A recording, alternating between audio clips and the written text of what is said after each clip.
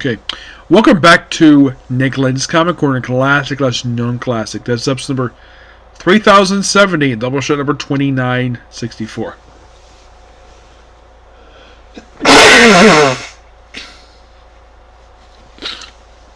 Yep, got two X-Men trades here. Simply put, the first one, people thinking I should not review this, I have to review all the other X books. But I read this first, so now I initially read all these books when they came out last year, and there's something common with this era. Starting with this, we started with two miniseries to kick off the era, planting seeds basically for the start of the new era that will last for 5 years. Oh, by the way, the name of the book is basically Fall of the House of X / Rise of the Powers of X. So, of course, the title itself basically is not the original two miniseries, House of X and Powers of X.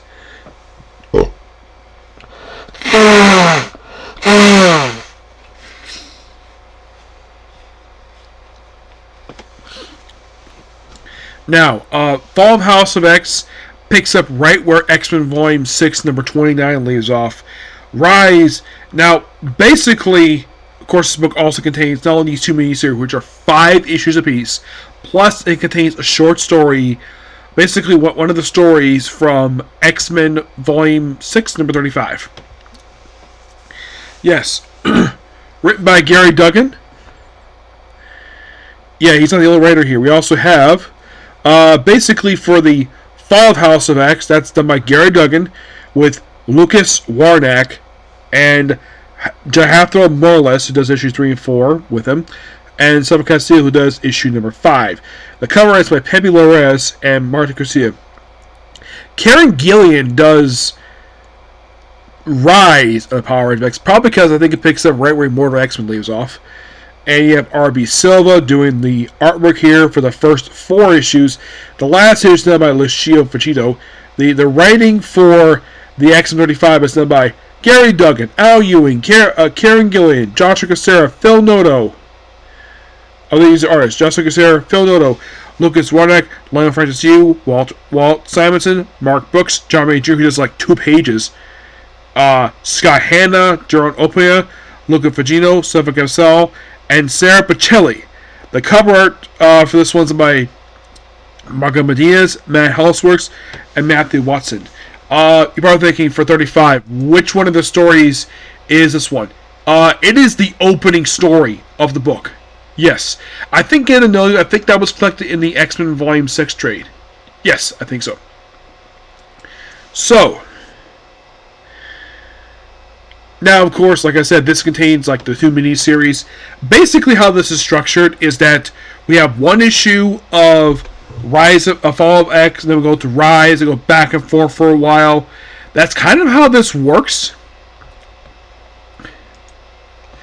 Now, of course, like I mentioned, the Fall of the House of X, that picks where X-Men Volume 29 leaves up. What about Rise? Rise picks up basically for the first issue, X-Men Forever. Excuse me. Yes. That's basically where the first issue leaves off, which actually is not in the trade paperback. Not sure why, but at least Karen Gillian writes it. Now, the whole thing with the Fall of the House of X, this is basically deals with the Fall of X. This is basically the very next step of the Fall of X stuff, which is basically like the stuff for X-Men. Now, from the Fall of X stuff, I've only covered the X-Men Volume 6 issues. I've covered Alpha Flight, X-Men Red, Deadpool, obviously. I've actually covered that one of the mini-series from this mini-series. Talk about that one. I've actually talked about the X-Force issues, that a little bit of them. Not the Wolverine issues. I have done New Mutant. Yes, and the Iron Man issues. So, we start off where, in the opening issue, where basically this is all about the trial of Cyclops. Now, also in this issue here, we have Colossus, Nightcrawler, Rogue, Gambit, Emma Frost, all rejoin the main X-Men roster in this very issue here. Now, Oreshus, these are your members. As the first issue, a Stark Sentinel, Dr. Elia Gorger, Omega Sentinel. This is the 616 version, possessed by a alternate timeline version of herself. Yes, Mr. Sinister, otherwise known as Dr. Stasis. Now you're probably thinking, is this the one who made his debut in like, was this the Chris Comic character? No, this is a clone. He's a Gary Duggan creation, made his debut X-Men Flying 6 #1. We have Fulong, who is simply a character who became a recurring villain in Gary Duggan's Iron Man book.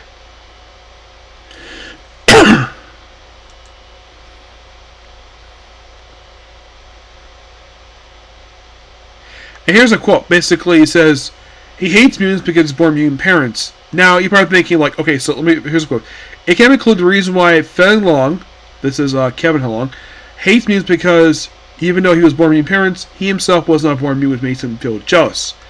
I'm like, did Gary Duggan create a version of Graydon Creed? Because that sounds like Graydon Creed. There's also a Nimrod. Yes, a Nimrod. If you're curious about him, he is basically a guy from the future. Though this is a original Nimrod who basically was credited present day. And also, we also have a version of Moore McTaggart. This is the second version. And frickin' MODOK. Yes, MODOK is basically. This, of course, is a clone of the original MODOK. Yeah, this is the one that became MODOK Superior. I am not kidding about that. This is the one that became MODOK Superior. You're probably thinking, like, wait. The guy works for AIM. Why the heck is he working for Rages? Plus, he's a Hulk/Iron Man character. If you're really curious of why in the world they decided to have him work with these people, he probably doesn't like mutant, despite the fact he's... If you're really curious, though, prior to this whole X-Men stuff, like, has this version ever appeared in an X book? Like, in any X-Men book? Here's your answer for you. He did appear in an issue of, let's see. Well, no. Gary Duggan did this. He's the one who basically added him part of this whole stuff related to the racist stuff. This probably is all Gary Duggan's doing. And so this whole issue, there's also stuff with the Brew here too. So the whole issue is all about his trial, because basically Cyclops on trial for attacking Washington DC as, well, Captain Krakoa. Yeah, this actually is explored in the Uncanny Avengers book. Yeah. So then you have Cyclops wearing his old late 60s costume, early 70s. He's marching for DC. And this is all about his trial. And you have Wolverine here wearing his 80s outfit, which never been a big fan of this costume. You have Wolverine doing the fastball special. And then finding a racist agent, slice them up. Then Wolverine, for some strange reason between panels, that actually was the past. So in the present, he's basically wearing what looks to be his original John Byrne costume. Yes. I mistakenly thought for a long time this was Jim Lee. Nope, according to Rob Liefeld, this actually is John Byrne designed this costume. So then we have Cyclops talking to this doctor who's here with Carmen, who's basically here with Omega Sentinel. And they chat for a while. Of course, and look at this visor. It's covered because he can open his visor. This is basically, he can still see, yes, but... So then we have Xavier in the ruins of Krakoa just sitting there. And of course, he's basically mentioned by Rasputin the Fourth. She was a character from the Sin and Sinister storyline who came from the future. She's a descendant of Colossus. Yeah, and the whole purpose of her is to basically prevent the Sin and Sinister storyline. The spy fact was Karen Gillan who created that damn thing, and then just basically just move on from that. So, by the way, Nightcrawler's got a beard in the storyline along with Colossus. Does anyone think it's weird that Nightcrawler and Colossus have beards now? I think it's weird. Yeah. So it's like it's on trial, thinking of the guilty, and then of course we have a version we call attacking Nimrod. Of course, defending himself because he's innocent. Then we have looks like a Stark Sentinel. By the way, these Stark Sentinels were not built by Tony Stark. This web back, they are Stark Sentinels. It was created by the guy who basically did hostile takeover over the Stark Unlimited, which of course got company back by the end of the Gary Duggan book. So then, of course, they're working with the Juggernaut here. We have Sam Wilson make a cameo in this issue here. We have Brood, where apparently him and the Brood have taken over Nowhere and brought the freaking dead celestial head to the solar system. Which, that is interesting. Because normally put its normal position is normally at the edge of the galaxy. That's normally where it's kept. And Brood's brought to Earth, and then apparently you have Lorna Dane. Of course, she thought it was Jean Grey show. Nope, it's basically Polaris. That kind of stuff here. And then move over to, then we'll go to the first issue of Rise Powers of X, where we have like a future where Nimrod takes over. Yeah, this basically moved over to the Rise of Powers of X book. Yeah, it's kind of weird of the reading order here. It's like, okay, so first we start with Rise of Powers of X, Rise of House of X #1, and then move over to Rise of the Powers of X? Yeah, it is so bizarre. Like I said, it's very bizarre. So, basically, we have a version of the X-Men from this is all about Margaret Taggart. We have the first appearance of Crew of No Place X. This is basically Charles Xavier Resistance Group. It's like the whole thing of Crew No Place X is kind of basically like a mini X-Men. At this point with this issue here, just basically Rasputin, this first appearance of the group, along with Xavier, who leads the group, and Cypher joins the roster. We have basically the whole thing deals with this alternate version. It's a stasis timeline, which is Mora 4.8. And it's mostly put for this one issue. It's basically what if Wolverine killed the X-Men. Thanks to they also have a version of Tony Stark join the roster thanks to AI, and so it's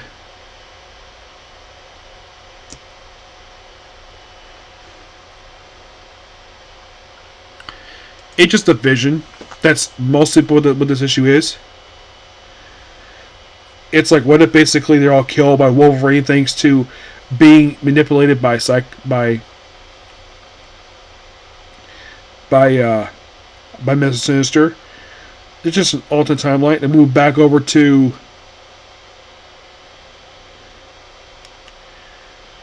then it just no timeline. It just one thing here, and then move back over to Fall of the House of X. Yep. Move over to issue #2 of this book. Yeah, by the way, the main story for this book starts in Fall of House of X #1 and concludes in Rise of House of X, Rise of Powers of X #5.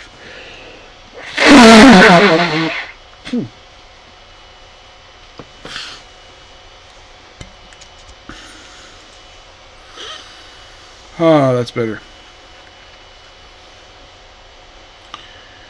So then we have, get this. So The issue opens up with look like on a space station. Looks like you have Mr. Sinister version of the bridge from Star Trek Discovery. Yes, for some reason we decided to rip off Star Trek Discovery here for some reason. Not sure why. The bridge looks very similarly designed. And basically Polaris proceeds to attack them with nowhere. Yes, using the frickin' Celestia to smash into the Race's space station. And then she just plows right through with the frickin' Brood. Yes, an X-Man working with the frickin' Brood. You know, aliens who plant eggs in people's bodies, make more of them. The creatures that were based on the frickin' Xenomorphs. Yeah, blasting their way through, and they have this one big bulky guy who's being a guard for Wolverine. Turns out he's actually frickin' Colossus. And Wolverine just slices his way out. Look at Polaris is here, and of course you have Emma Frost basically being as sexy as ever. Basically turning a couple of the racist soldiers into basically dogs. Yes, seriously, Jughead smashes through. Rogue's here with her awesome husband Gambit. Except that this is not Rogue. It's Destiny. Well, actually, it really is. It's weird. It's like, no, it's not Destiny. It's basically this glob creature.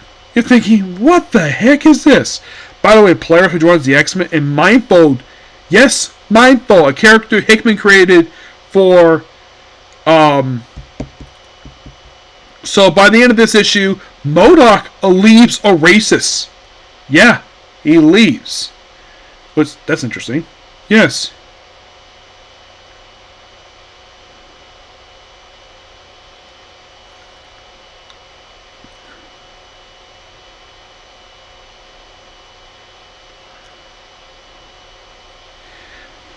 A part thinking, oh, Polaris is acting like her father. Well, kinda, but this is awesome. Using us dead Celestia to smash this freaking space station. Thanks to Mindfold, they smash thing up. MODOK basically quits. Bye-bye, MODOK. And it looks like Omega Sailor's about to kill Cyclops. But then she's shoved away by the Doctor, Dr. Leah Gregor. And oh boy, we're going to get some more here. And then move over to Rise of Power of X. Number 2. Which is part 4 of this story. Yes, part 4. Out of Space. Or it's more about more McTaggart. Because, of course, basically we have to do this.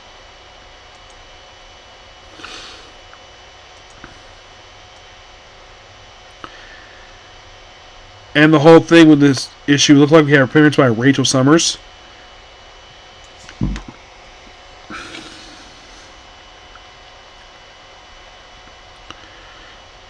Yeah. And she ends up becoming part of the crew of No Place X. And Doug Ramsey poses as... Well, apparently, get this. It's revealed in this issue that Doug Ramsey is not the real Doug Ramsey. It's actually the real Mr. Sinister. You know, the one who was created by Chris Claremont. Yeah, it's the real him. And also, they resurrected the X-Men who killed off in the Hellfire, the Hella Massacre. Like Dazzler, Jubilee, Prodigy, Frenzy, Cannibal. They were all killed off during the last Hellfire Gala, which caused all their deaths. And here they're brought back. And we have more Sentinels here. And then we have Enigma, another clone of Mr. Sinister, appearing in this issue because Karen Gillian loves Mr. Sinister. So, more Mr. Sinister. He loves this guy so much. He creates so many versions of this guy. Because it seems like whenever Karen Gillian writes the X-Men, he has to include Mr. Sinister. In his editorial manual, he's obsessed with this character. So let's create as many versions of him. Oh, the Enigma version? He first appeared in Immortal X-Men number... Well, basically, his first appearance was actually in issue 1. of this book apparently appears as a Vision Avengers Beyond number 5. And here's the credit creators: Karen Gillian, Michelle Bondi, Al Ewing, and Javier Rodriguez. So yeah, let's bring back basically... So, the whole thing with basically bringing back these Dead X-Men, that sets up the Dead X miniseries, which is in the future. Yes, seriously. So they bring back all the ones who died, though it does set up basically a spin-off miniseries. And then moving on to issue number... this is part 5 of the story, which is called The X Deaths of Dr. Stasis, from issue number 3 of Fall of House of X. Starts out with Juggernaut pulling the giant cocoa tree through a frickin' desert. And then he's picked up by a helicarrier. Actually, he's attacked by a helicarrier, which belongs to Oasis. And then, of course, basically, Dr. Gardner is basically working with Cyclops. And then he's blasted his way through. And then he's free, helped by magic, of course. He gets back his actual visor. And then we have... I think this is supposed to be the White Hot Room, I think it is. Yeah, I think it's a White Hot Room. Where Apocalypse is here. Yes, Apocalypse! And you're thinking... Now, here's the thing. Prior to this, the guy had not been seen since X of Swords. And here he is, back. Yes. He is indeed back. Like... Also in this issue, Cyclops rejoined. There's actually one more, and there's also 2 deaths in this issue. Yes, 2 deaths. We'll get to that. So, we see Apocalypse here. We see Rogue lead people away, and of course, basically ending up at the Sword Space Station. There's a flashback with Destiny, and the Sword Space Station deals with Oasis. Yep. And then they free Firestar! Yep, Firestar was back. And she rejoins the X-Men. Oh, and Dr. Stasis? Yeah. So, he's killed by Emma Frost. Yep, he's dead. And then we have Dr. Gregor see a Nomad Sentinel, who apparently was her husband. Was like, that's not your husband. And then, of course, this Nomad Sentinel proceeds to twist her head backwards, killing her. Yes, a scientist who basically decided to turn traitor against the racists works with Cyclops, a character who was first created by Jonathan Hickman in House of X #1. Which, if you're really curious, though, basically she's from the very start of this very story. Yeah, so she gets killed off toward the end. So that's the other death we have here. So you have Death Mr. Sinister, well, a clone of his, and a death of Dr. Alec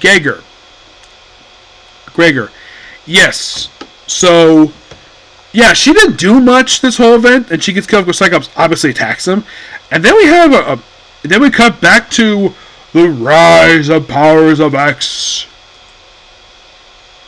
where the X-Men leads to the X-Men story. So, this issue takes place for Akashi just after the next miniseries, which apparently chronologically takes place between issues 2 and 3 of this book. So,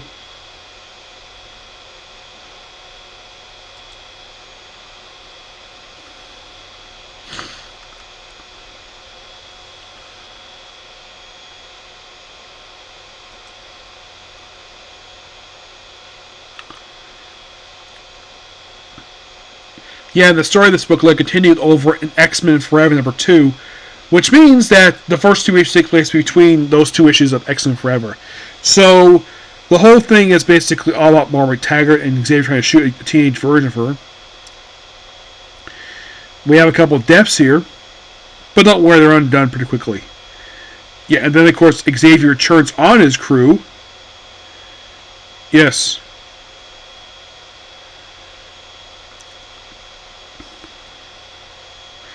Yeah, and then Rasputin kills Doug Ramsey, who turns on Mr. Sinister. And then Xavier kills Rachel Summers, but don't worry, she comes back.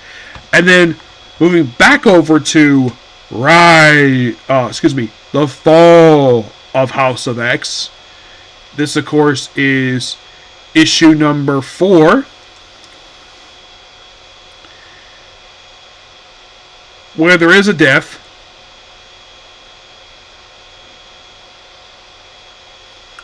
A character who debuted in the book X Factor, who was an alternate version of another character who popped up in the book. Yep. And plus, we have Return of something we'll explore next. So, Apocalypse basically just going nuts with these Stark Clones, basically destroying like crazy. Cyclops is being freed. And then we have a shocking turn.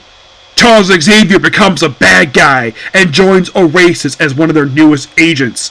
Yes, Charles Xavier, the man who started this whole nonsense, the whole stuff with Krakoa, joins the people who try to kill them. Because he wants Krakoa to live in peace. And apparently Rachel's plan is to eradicate humanity. Which makes no frickin' sense at all. Why the heck would they want to do that for? Which is weird. So basically their plan is the plan of the Sentinels from Day to Future Past. Kind of. The movie version of them. So, yeah. So, sadly put, Wrongslide, he's the old version of Rockslide, who got killed off in X of Swords. He dies in this issue. Yep.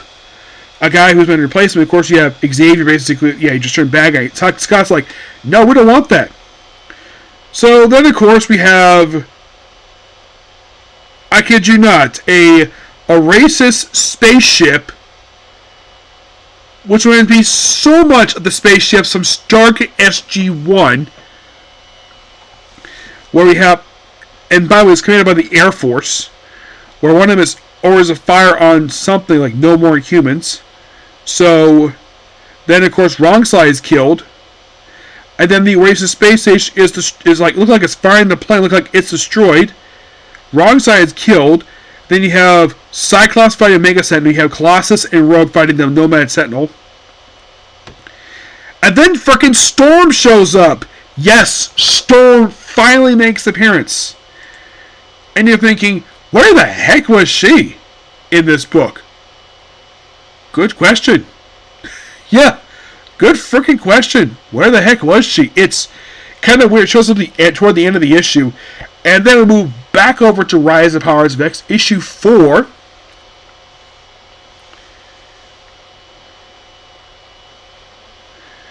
Actually, it's Rise. Yeah, Rise. Issue 4, because basically it's part A of the story. Yeah. Basically, this Rachel Summers is resurrected. And Rasputin the Fourth is death and revived in this issue. Then we turn to the 5. Miss Simpson gets resurrected in this issue. The crew of No Place disbands. Yeah. They disband, well, kind of with this issue. And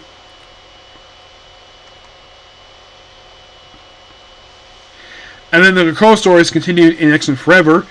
And Xavier stories continued in the Rise of the Fall of House of X number 4, which we discussed already.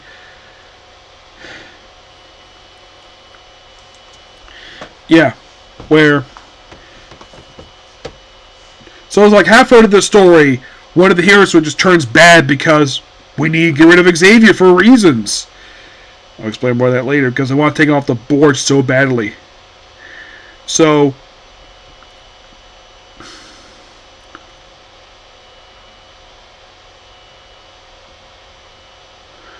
yeah. And then we have more resurrections here. Where it's like, it's spring. Yeah, more resurrections in this very issue. Basically, we have... well... only Miss Sinister himself was resurrected. The 5 return. Yes, the 5 return in this very book. Which, if you're curious, what the heck were they up to? Like, during this whole thing happening.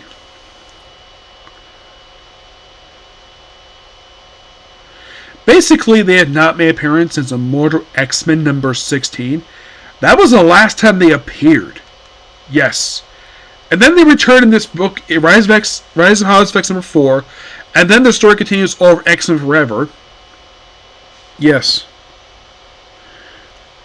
So more crazy stuff happens.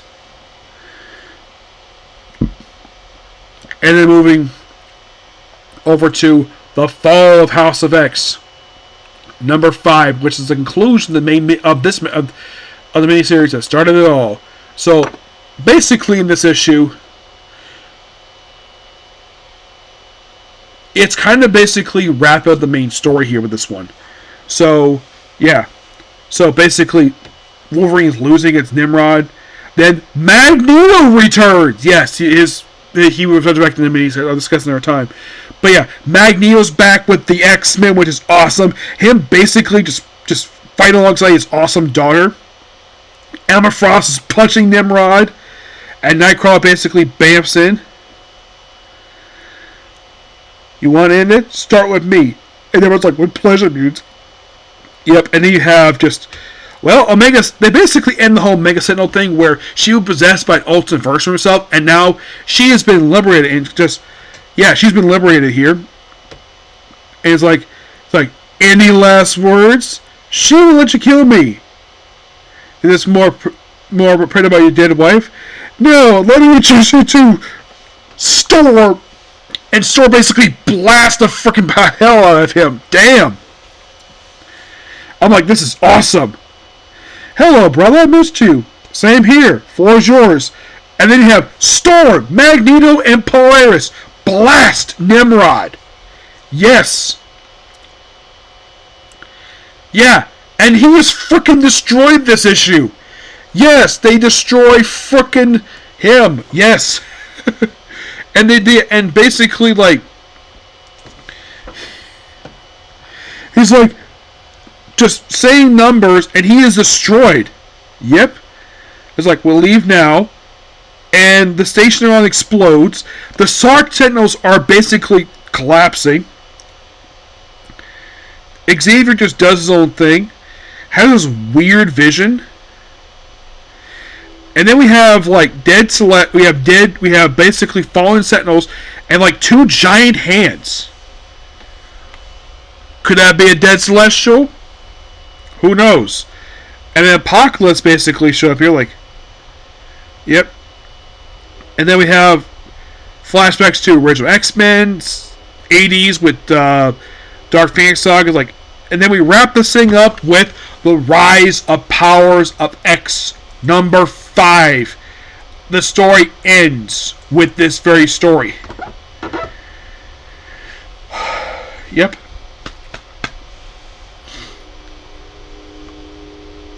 Okay, before I continue, I gotta be right back.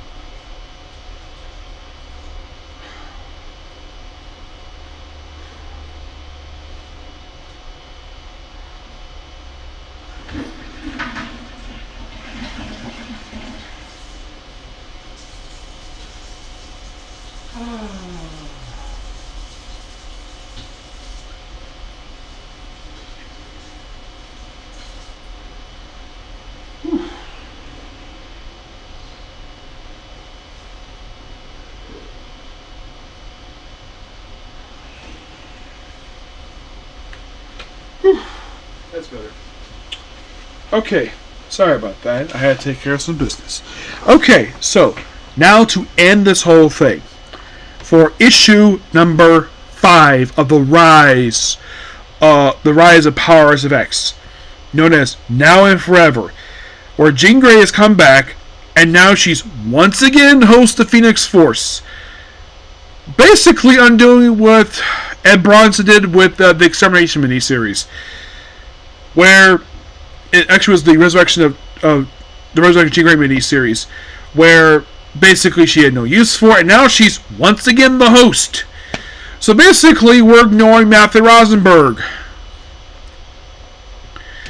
And like Carlos Victorious here.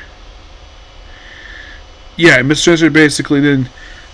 So then Moore proceeds to basically flashback to a lot of the stuff related to over the years. Like, one of the flashbacks here is, okay, so it's Jean Grey reminiscent about various related Cyclops, including something from Grant Morrison's Grant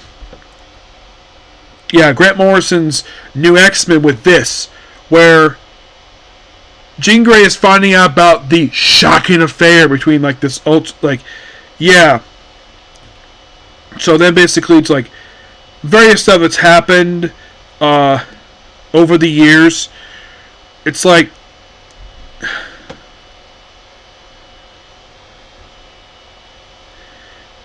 and we kind of wrap this up here. Like, is there any depths in this finale? In this final issue? Well, they do kill up Laura McTaggart, then she gets resurrected. Yes.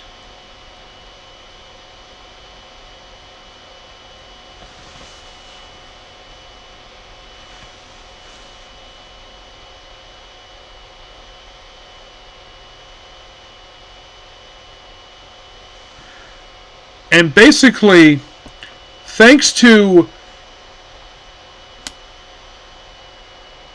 Phoenix, undid the whole ultimate Moore McTaggart stuff that Hickman started. Of course, Cyclops reunited with his wife. You have Mystique reunited with her wife, Destiny.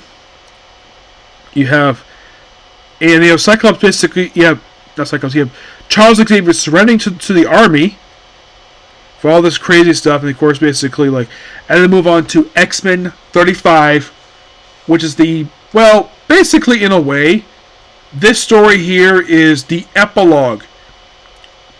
Yes, this giant-sized epilogue. This is pretty much the epilogue for the whole story. Dream's End. Well, we do have a death here, because Karen Gillian's gone, so let's basically have him kill off a character here who he created, and let's have him basically die here.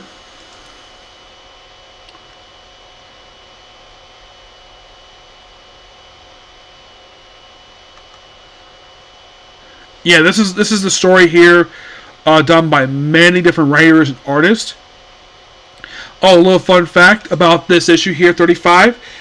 This issue was actually, according to Marvel Legacy numbering, this was deemed the 700th issue of Uncanny X-Men. Yes, this one issue, Dream's End. So, lots of wrap up here. Xavier basically being transported to prison because of stuff he did during the whole event. Now you can tell basically, like, here, this is definitely Phil Noto. I can tell by the artwork that's Phil Noto. A lot of these artists just do one, like a handful of pages. Me Jr., he did 2 pages. Then we have Krakoa basically back. We have conflict with the Client Council. And they just listen. So, Doug's there, and of course, it's like, Orange Island, like, I'm not going to say what it is. And then we have, apparently, a new Client Council. Looks like you have Exodus here. You're thinking, Krafka, who the heck is this? Is he just fairly new?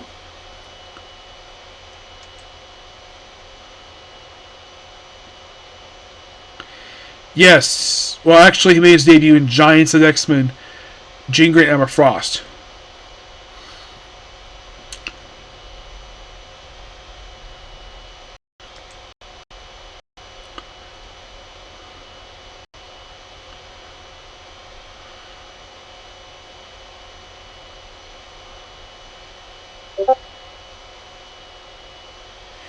Yeah, basically, they're the one in charge now.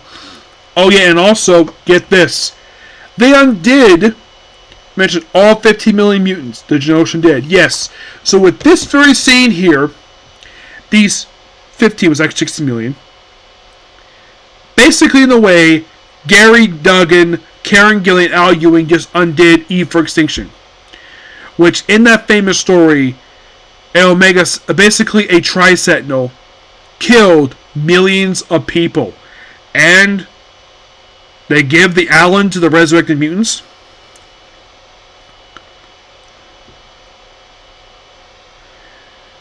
And then Apocalypse returns as A, and of course they have to fight him once again because he's evil. Once again because they went back to Phonoto again. Now, my guess is because... Now, here's the thing. He doesn't do much after this. I'll talk about that in a minute.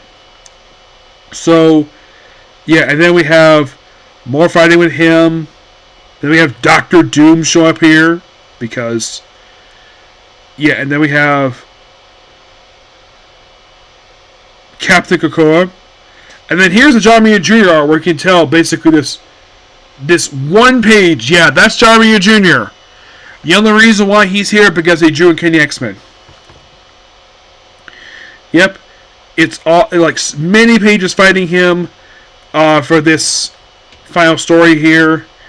And then of course Krakoa basically goes up its own.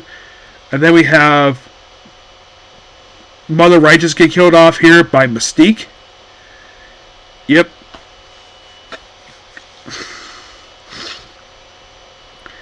And then we have Get to Know You. Okay, this actually is the second story from X-Men 35. Yes, this is a Nightcrawler story.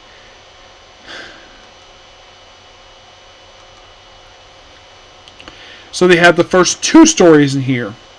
Yes, this story is just about Nightcrawler, Rogue. It's just a solo Nightcrawler story. I'm surprised already, but did not throw here the third story. From the Ashes. Nope, that's not here. After all the variant covers, that's it. Yes. What do I think of this book? I think the book is amazing. Yeah. For an end of an era, this book is awesome. And I give Fall of X, Fall of the House of X, and Rise Powers of X here's a shocker. I gave it a 10 out of 10. This was a lot of fun. Next up, basically, we have is Uncanny Avengers, The Resistance. Yep.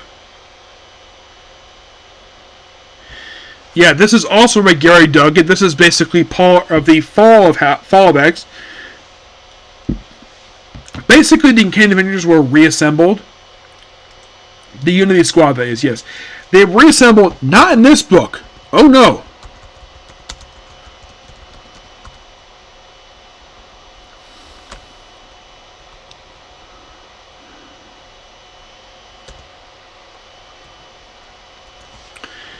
If you're really curious,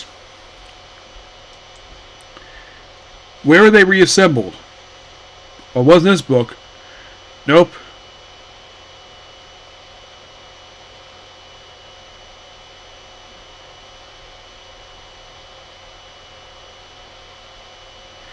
They reformed X-Men Volume 625. And then it leads into this very mini-series. Where the starting lineup of this book was Captain America, Deadpool, and Psylocke, aka Kanan.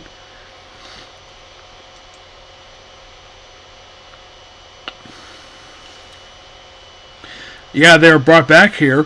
Now, the Unity Squad were actually last seen prior to this.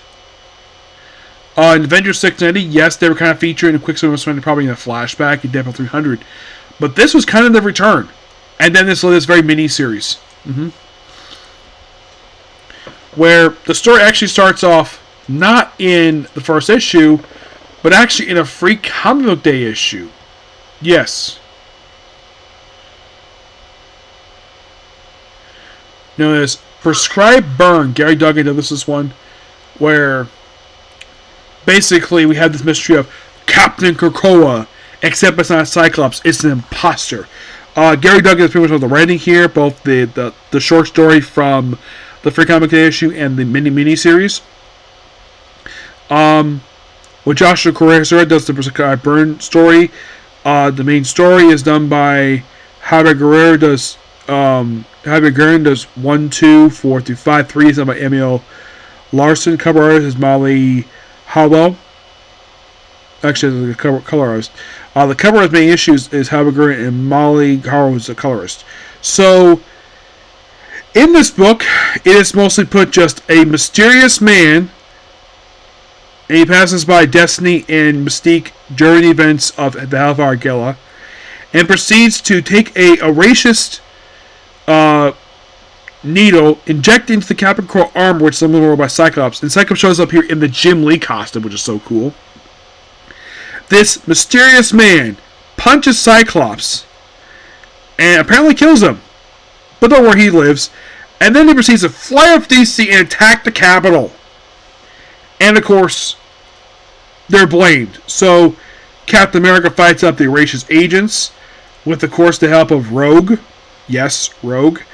And then we have Ellie, Deadpool's daughter. Of course, then we have Miss Preston get visited by a racist agent. Emily Preston, are you aware there's a young mutant on your roof? And I'm sure Emily would be like, punch her in the face. Get out of here. Get off my lawn.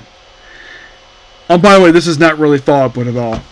No, the miniseries is not doing anything with Emily. Which is weird. Like, okay, so... yeah, they also can have the control of demolition here, which is interesting. Yes! They feature Ellie, Deadpool's daughter, in the issue. And yet here's the weird thing about this Free Comic Day issue.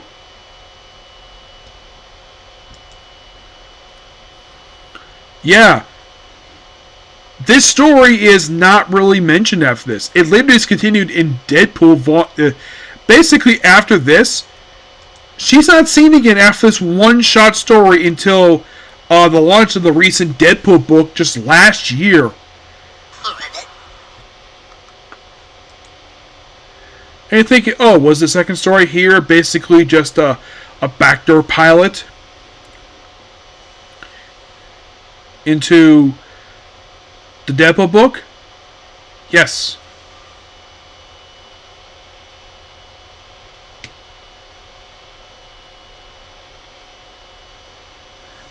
Yeah, and the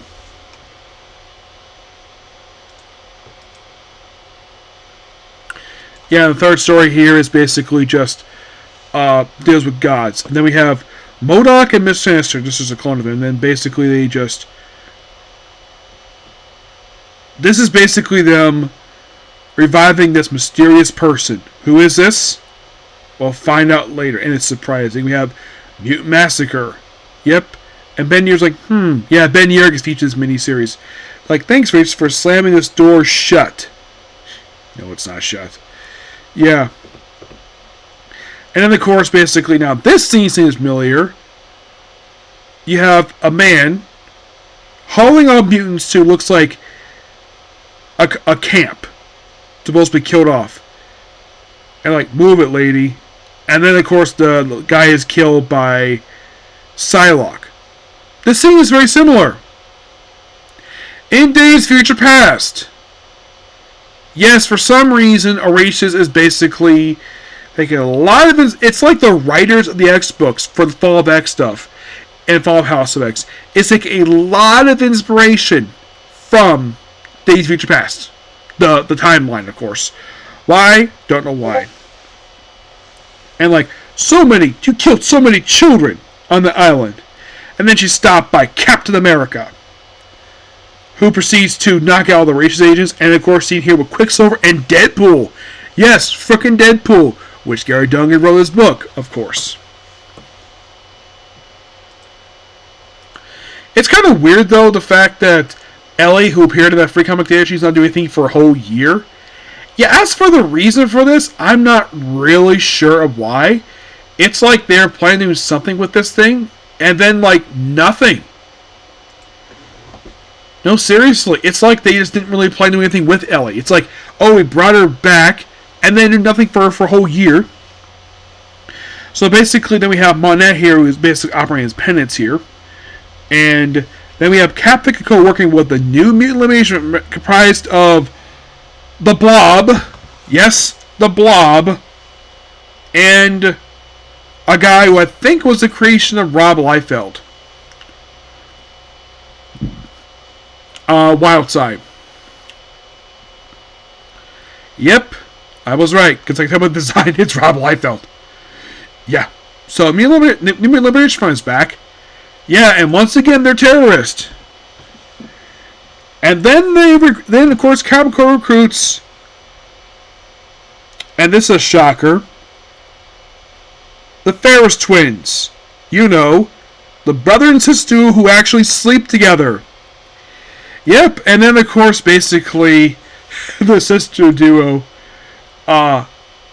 Andrea, she just falls madly in love with Captain Krakoa. At one point, get this, having sex with him in a shower, while her brother is in another room, basically moping butt naked for some reason. Yeah, I thought this scene was really weird in the book. By the way, they have no proper base. And then, of course, they're working with Miss Marvel here and Quicksilver. And, of course, they work together. Like, we're in the Mutilation Front. Of course, they fight them, of course. Yeah. And, of course, Cap is wondering, who is this Captain Cook? Because he knows it's not Cyclops. Yeah. Yeah, great country. And then, of course, basically, he's sniped by Black Widow. Yes, the beautiful Black Widows in this book. I'm like, that is so cool. Oh, yeah, and she does join the Unity Squad, which is really cool. Yeah, Ben Urich is basically wondering, like, it looked like, okay, so who is this Captain Krakoa? That's the big mystery in this whole book. I'm surprised they call this book, Who is Captain Krakoa? Because that is the main story here. Who is this guy? Called Resistance here. And I was like, humanity, like, sure, I'll talk. Humanity first. And the guy is cyanide. Oh, apparently also Cap lost his arm, so he wears one of Bucky's arms, and then Rogue's like, yeah, I do, Cap. Yes, heard you had the conversation you lately. This is taking on, Cap. You don't think you should lead a team? Excuse me? Yeah, excuse you. I'm taking over the Unity Squad. Well, she has been leading this group before, so it makes sense. And you round. But you make a mistake. So, luckily, you can't be serious. But, yeah, so they accept her, basically, or Deadpool is here, obviously. Oh, in case you all forget, I know basically this is going for like almost an hour, but there's a lot to talk about here. Did you know in the Uncanny Avengers book, Rogue kissed Deadpool? Yes. And that brought back Wonder Man. Yes, seriously. You're like, why the heck would she kiss Deadpool? Because she felt like it. And to make basically her boyfriend jealous at the time, Gambit. This is before they got married. And of course you have Captain Krakoa, and then we have the shower scene later. By the way, he's like in his pants, so he's not butt naked. So, and then he cheats, and of course, then we have Andrea in the shower. Like, excuse me, my sister's in there. Uh-huh. You don't see fraternizing with the troops here, Captain. Oh! It's you! Yes, it's me. And I'm like, Andreas, are you jealous of the fact that your sister's sleeping with another guy? Yep. And then we have basically a flashback to Born Again, the classic Rick Miller story, because Daredevil left Nuke's body on his desk. Which, by the way, that will happen by the end of the miniseries. You have the science fair, and then Black Widow shoots up targets, and of course, like, oh, it's sexy. It's like, stop talking to Deadpool, and they have Quicksilver and Rogue. And then, of course, basically, like, they'll think of mutants. Like, mutants attacked us. Like, it seems like this country, you have to be a presumption of innocence. Like, no one's been convicted in law of court for the attacks on Hellfire Killer in DC. Yep. Like, place food. Deadpool. It's funny. Yep. And basically talking about Wade Flag is like, and of course, like basically Rich is not like this very much at all. Look, I'm not attacking him. So, who is the mysterious witness? They had this mysterious witness, like, who witnessed what happened to Hellfire Killer? Who's by a human? The Ferris twins attack basically the Unity Squad, which at one point you have piece of the roof held by Monette. So Quicksilver proceeds to make out with her, and then she proceeds to slap him. Yes, seriously. It's like, you did good, Quicksilver. I'm always good, Em. I'm like, I think the reason why he kissed her because he's hot. Of course, basically, he kissed her. He couldn't resist, despite the fact that previously, in the previous flight, he was dating Inhuman, which apparently Marvel's forgotten the fact she existed. Oh yeah, and then of course you have Cap meeting with Ben Urich. So the witness is none other than Wilson Fisk, the former mayor of New York and the kingpin of crime himself. Also, the Kurt White King of the Hellfire Club. Yep. Oh yeah, and also Assistant Krakoa thanks to his marriage to Tidefoot Mary, who at this point is missing, though she gets found later on. Yep. So, and then you have the Chloe teaching at the university is like, a witness, like, can't say meaning's word when it's human. And that gets tension. The boy's a human. Of course, he does not know it's Fisk. He does not know it's Fisk. By the way, issue 5, we find out who the heck, basically, at the end of this, I think this issue we find out who he is. And of course, you have Black Widow acting crazy, shooting people. Shooting Wildside. Does Wildside die, you might ask? In issue 4? I don't think so. She just shoots him. Of course, Blob leaves the group because he finds out basically he's not associated with this stuff here. And then we find out who the heck Captain Krakoa is. Now, when I read this, I'm like, really? You're freaking dead! Titan Krakoa's killed you off and he's one for Captain America. So, like, I didn't want to believe it. He's like, how are you alive? Nice hand, Steve. Yes.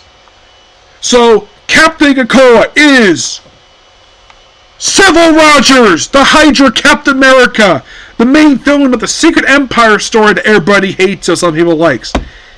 And you're like, how was this man alive? His corpse was burned. It's kind of explained that he was kind of brought back thanks to the Judgment Day crossover. Somehow, when Cap was brought back during Judgment Day as a mutant, which was really weird, no one really followed with that at all. Somehow he came back to life. Somehow, I'm not sure. And then kind of explain like how the heck this happened, where he apparently wanted to be Captain Krakoa into frame.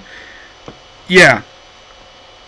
So then, of course, Deadpool goes after him, and then of course he has his little speech later on, and we plant the corpse of Captain Krakoa on Ben Urich's desk, basically mirroring the scene from Daredevil Born Again, which I'm sure Gary Duggan, he must have loved that story, so let's do a homage to that story.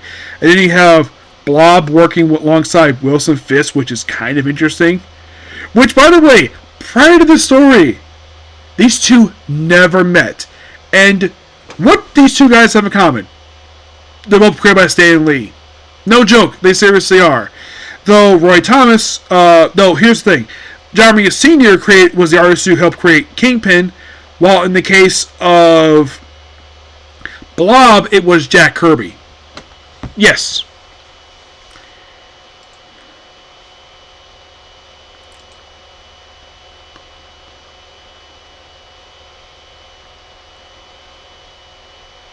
Yeah, and with the identity revealed of who the heck this is, and then, of course, basically, then Hydra Cap becomes frickin' Flag Smasher. When he tears up the American flag because he hates America. And then Deadpool throws a cup of coffee at him. It's like, whoops-a-daisy. Okay, that was funny because Gary Duggan loves wearing humor. Of course, that's funny.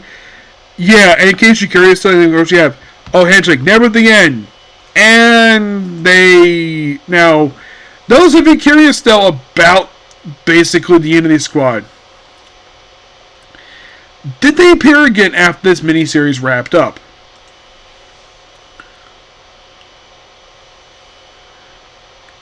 The answer is, well, they did appear in the Fall of House of X, appeared in the aftermath of this thing, but they did nothing. The team disappeared. But what about basically what about Flag Smasher himself?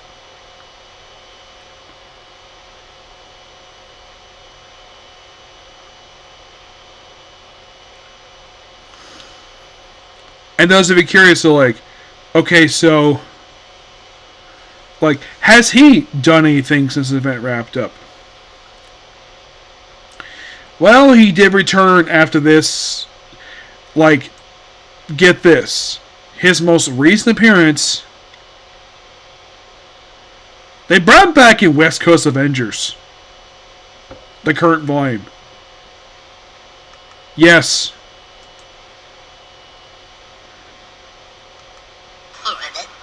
Which I should point out, though, that was... By the way, he appears in X-Men Volume 633 as a... I think he appears as a Flash. He appears as a background character. So, for over a year, the man did nothing. And then he pops in West Coast Avengers, and that's the most recent time we saw him. Yeah. And this should came out just like 3 months ago. As for what he's done since then, don't know. And yes, books are by Gary Duggan, so of course he had to follow with it because I'm sure he probably was told to do it. I know this video is going for an hour now, but I'm going to end it here. But this book was amazing. I love this book. It's a shame that we don't have another one. And here's something really weird, though, about this book. Now, does Captain America keep the bionic arm he has in this book? Because he lost his arm in this book.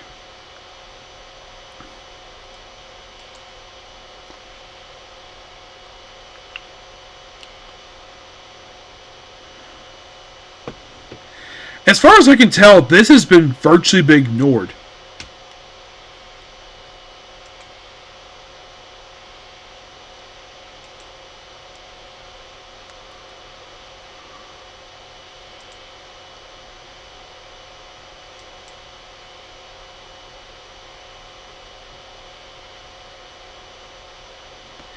Yeah, I'm not really sure why.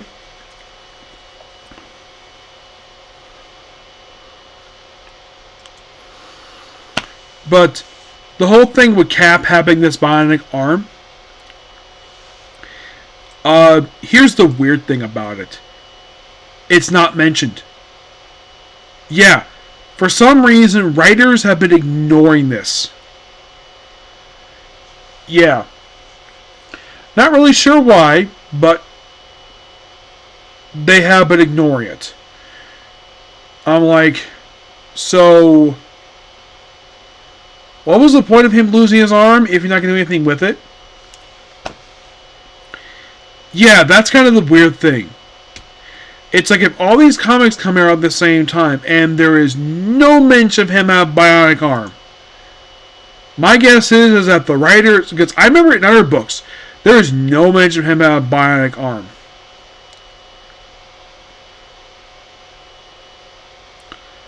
Yes.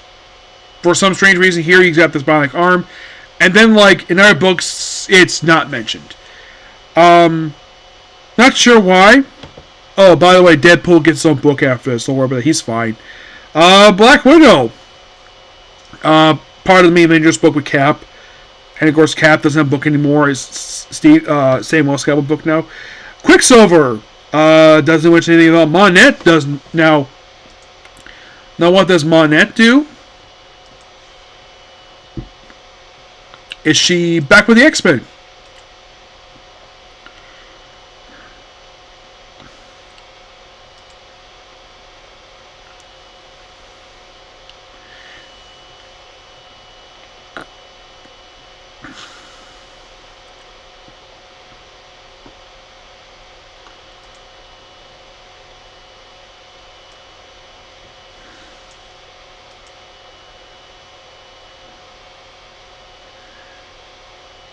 Okay, so the answer is, has she done anything since the fall of House of X happened?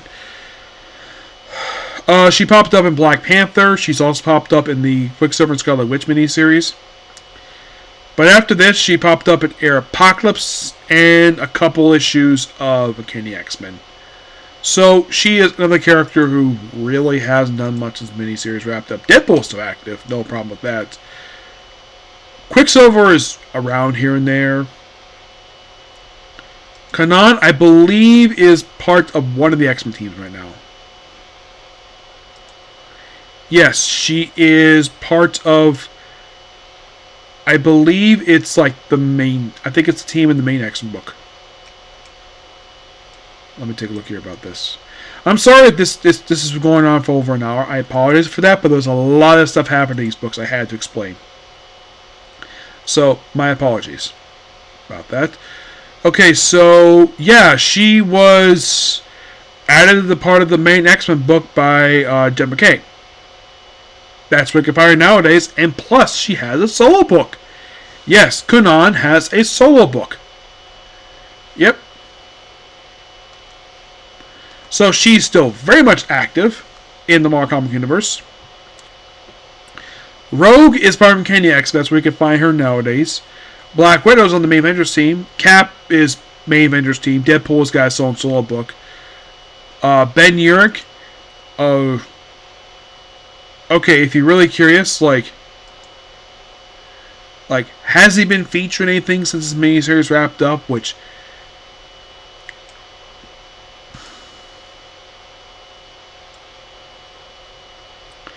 After this wrapped up, he popped up in Uncanny X-Men and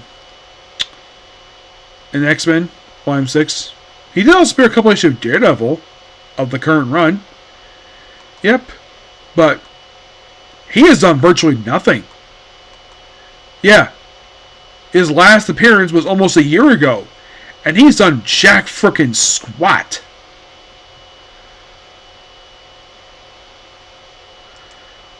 What about the Kingpin?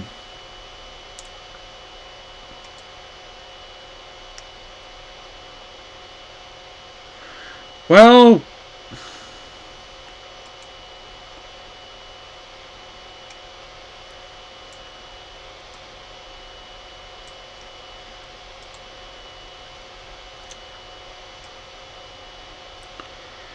the Kingpin himself, after Uncanny Avengers wrapped up, he was featured a couple of issues of Amazing Spider-Man. But after the Fall of X stuff, he was featured in Daredevil. Yep. He got back over to Daredevil with issue number 8. Yeah, they brought him back in that book, which is apparently a double-sided issue because it's issue 670. But yeah, that's mostly what he was doing nowadays. Pop up in Daredevil. He did make a most appearance in Amazing Spider-Man issue 56, which was the 950th issue of the series, which was really cool. The fact he appeared in the issue. But yeah, at least he's... Okay, so, by the way, his most recent appearance was back in September of last year. So, it's been a little bit, so... For some reason, Sada Alman decided to just make him part of Daredevil book again. For reasons. Not sure why, but he did. By the way, this will make the first time he's appeared in Daredevil since the previous run wrap, since Chip Zdarsky's run wrapped up. Yeah. Well, is Volume 6, that is. Yeah, he wasn't featured in Volume 7. No. His first volume he did on Daredevil, he was featured in heavily. But afterwards, he was featured in the next volume, but he's back in Daredevil. That's where you can find him nowadays. But the team itself, they're not featured. It's like, maybe there's plans to feature them for another book. Maybe you could read this book like, oh, maybe we might have another series for the Elite Squad. But no, Gary Duggan just does... all he does nowadays is West Coast Avengers. He did it in his run Iron Man, X-Men, basically in a lot of books lately. But aside from Avengers West Coast, like, is he writing like any other book besides that one?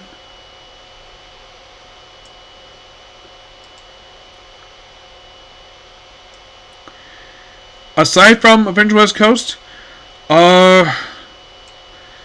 he did write Marvel Holiday Tales, Tales of Astonish, issue of Venomverse. Godzilla versus Hulk. Yeah, he did this issue here. But yeah, he's mostly put just nowadays, just the main writer for West Coast Avengers. He had a lot of books on his plate the last several years. I mean, he had books like Deadpool, Marauders, Savage Avengers, X-Men. The guy has played full, so he probably was just getting all that stuff on his plate. Now he's focusing with West Coast Avengers.